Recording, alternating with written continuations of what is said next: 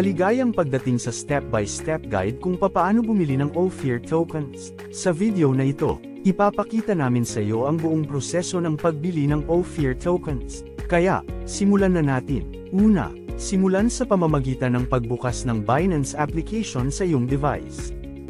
Pangalawa, kapag nasa loob ka na ng Binance app, puntahan ang seksyon ng kalakalan sa pamamagitan ng pagpili ng trade mula sa bottom navigation menu. Pangatlo, pumunta sa P2P, peer-to-peer, trading platform upang simulan ang iyong proseso ng pagbili. Pang-apat, sa P2P platform, hanapin ang isang mapagkakatiwalaang nagbebenta para isagawa ang iyong transaksyon. Kapag natagpuan mo na ang isa, magpatuloy sa pamamagitan ng pag-click sa Buy button. Panglima, ilagay ang ninanais na halaga ng USDT at kumpirmahin ang pagbili. Pang-anim, kuhanan ng impormasyon ng pagbabayad ng nagbebenta at magpatuloy sa pag-e-execute ng pagbabayad sa iyong piniliing paraan ng pagbabayad. Pang-pito, abisuhan ang nagbebenta ng matagumpay na pagbabayad sa pamamagitan ng pag-click sa Transfer Notify Seller button. Pang-walo, magbigay ng patunay ng pagbabayad sa nagbebenta upang kumpirmahin ang buong transaksyon. Maghintay ng maikling panahon para sa pag-validate ng seller sa pagbabayad at i-release sa iyo ang biniling USDT coins. Ilipat ang iyong coins mula sa Binance papunta sa iyong MetaMask wallet. Narito kung paano. Piliin ang USDT. I-click ang Withdraw. Pumili ng i-send via Crypto Network, at punan ang kinakailangang impormasyon. I-paste ang iyong MetaMask address. Pumili ng Ethereum, ERC20, para sa network. Pagkatapos, i-click ang Withdraw, at kumpirmahin. I-check ang iyong USDT balance sa iyong MetaMask wallet.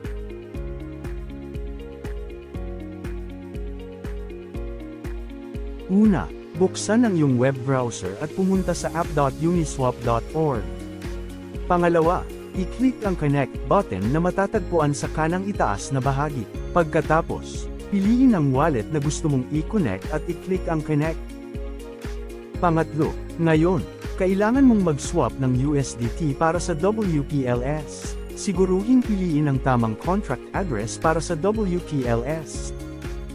Ilagay ang ninanais na halaga ng USDT na nais mong i-swap, at pagkatapos, i-click ang Swap na button.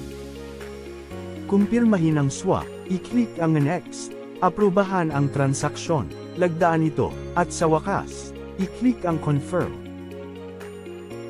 Ngayon, maghintay para sa kumpirmasyon ng iyong matagumpay na swap.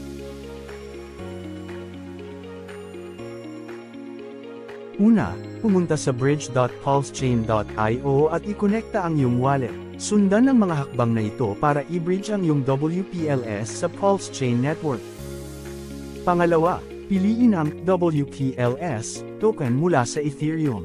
Ilagay ang inaasam na halaga ng WPLS na nais mong i-bridge sa PulseChain, at pagkatapos ay i-click ang i-send. Pangatlo, kumpirmahin at hintayin makumpleto ang transaksyon.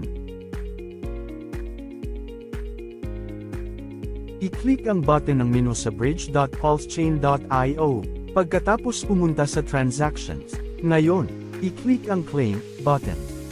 Tingnan ang iyong MetaMask wallet sa PulseChain network para makita na ang iyong PLS ay naidagdag na.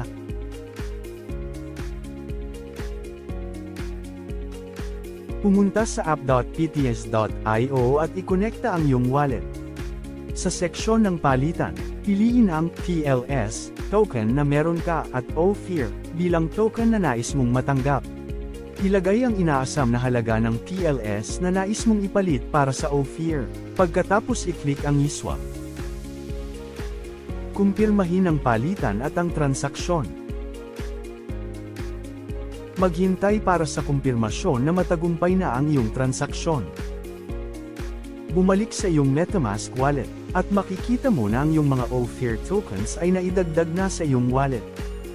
Kung ang iyong mga Ophir tokens ay hindi nag-reflect sa iyong wallet, maaari mo itong i-import. Pumunta lamang sa ophircrypto.com at i-click ang Add Ophir to Wallet button sa taas ng homepage ng website. And there you have it. Matagumpay mong nabili ang mga Ophir tokens gamit ang Uniswap. Paglipat ng mga ito sa Pulse Chain Network, at pag-swap para sa Ophir sa app.pts.io. Kung mayroon kang anumang mga problema, siguruhing sundan ang mga instructions na nabanggit sa video na ito. Maligayang pag-i-invest!